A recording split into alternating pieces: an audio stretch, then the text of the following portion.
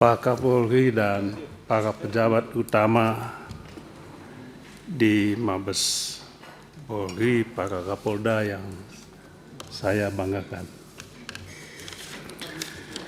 Pertama, saya menyampaikan profisiat kepada Pak Kapolri yang berhasil memecah rekor menjabat Kapolri untuk 5 tahun. Luar biasa, prestasi yang membanggakan. Saya menyampaikan 5 pertanyaan singkat. Yang pertama,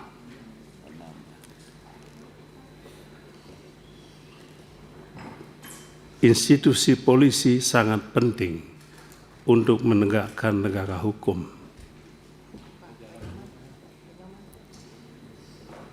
Oleh sebab itu, keberhasilan institusi polisi tidak ditentukan oleh jumlah kasus yang ditangani, tetapi ditentukan oleh tegaknya hukum yang adil, termasuk menegakkan hukum terhadap kelompok yang memiliki kekuasaan dan modal yang kuat.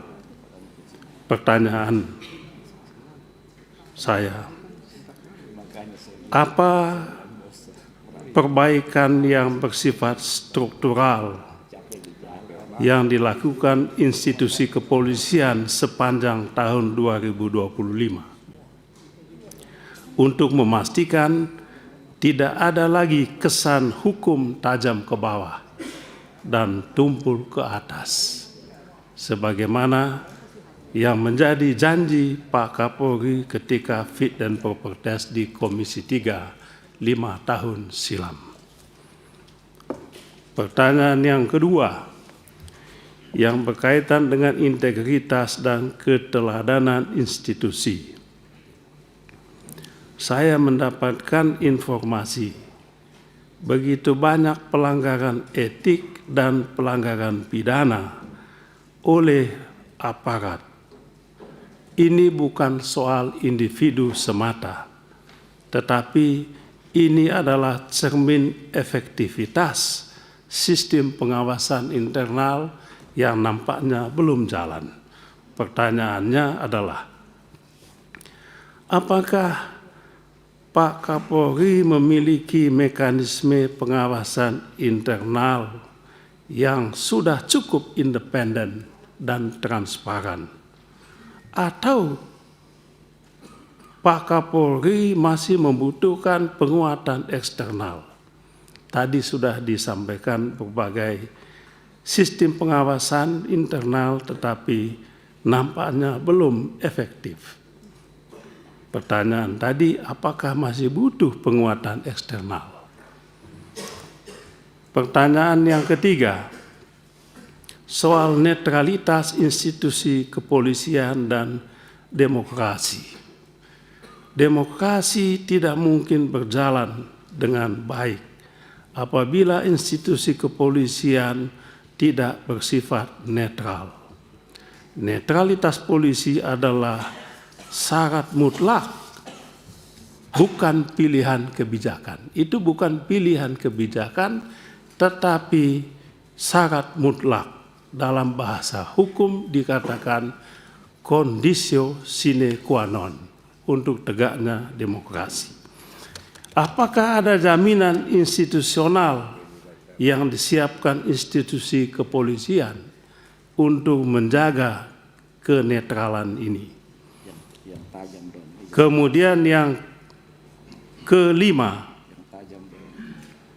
yang berkaitan dengan reformasi institusi kepolisian.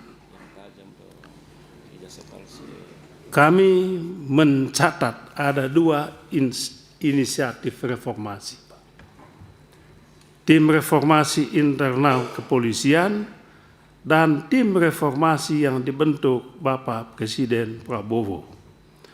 Ada pertanyaan yang muncul, apakah ada perbedaan mandat, perbedaan kewenangan dan perbedaan target antara tim reformasi internal kepolisian dengan tim reformasi bentukan Bapak Presiden.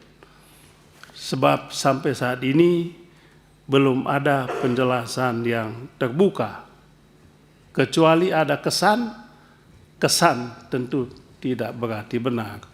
Apakah pembentukan tim internal itu untuk melawan pembentukan tim reformasi yang dilakukan oleh Bapak Presiden?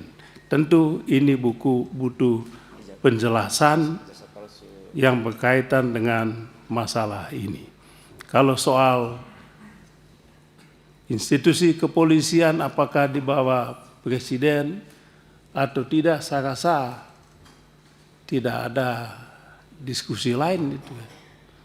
Persoalan kita saat ini bukan soal apakah di bawah Presiden atau bukan, tetapi persoalan tata kelola penggunaan kewenangan di internal kepolisian.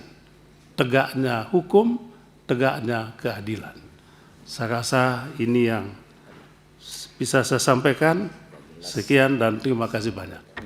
Terakhir ada ini Ketua Tim Reformasi Polri tahun 98, Pak Adang Darjatun. Kami persilakan. Ini pelaku sejarah ini. Jadi kalau ngomong reformasi Polri harus dengar beliau kita. Silakan. Baik, terima kasih.